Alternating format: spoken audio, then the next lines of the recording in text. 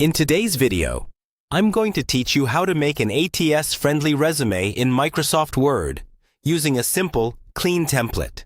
An ATS-friendly resume is designed to pass through Applicant Tracking Systems, which are used by many companies to scan and filter applications before a human ever sees them. The goal here is to make your resume easy for the software to read, while still looking professional and polished for recruiters. Start by opening Microsoft Word and creating a new blank document.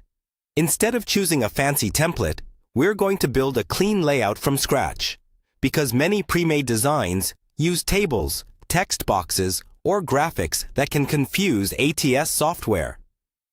Set your page to standard letter size and adjust the margins to normal or slightly narrow if you need more space. Next, choose a simple, readable font like Calibri, Arial, or Times New Roman, and keep the font size around 10 to 12 for the main text and 14 to 16 for your name and section headings.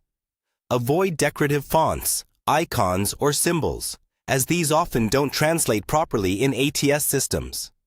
At the top of the page, type your full name, then on the next line, add your city and country, your email address, phone number, and a link to your portfolio or professional profile if you have one. Keep this information as plain text. Don't put it in a header, footer, text box, or image, because some systems can't read content outside the main body. Below your contact details, create clear section headings using common titles like Professional Summary, Work Experience, Education, and Skills. These standard labels help the ATS recognize each part of your resume.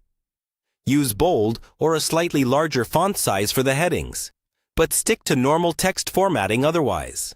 In your professional summary, write 2 to 3 short sentences that highlight your role, years of experience, and key strengths.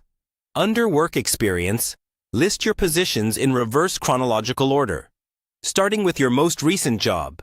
For each role, include the job title, company name, location, and dates. Then use simple bullet-style lines created with Word's built-in bullets to describe your responsibilities and achievements. Make sure to use relevant keywords from the job description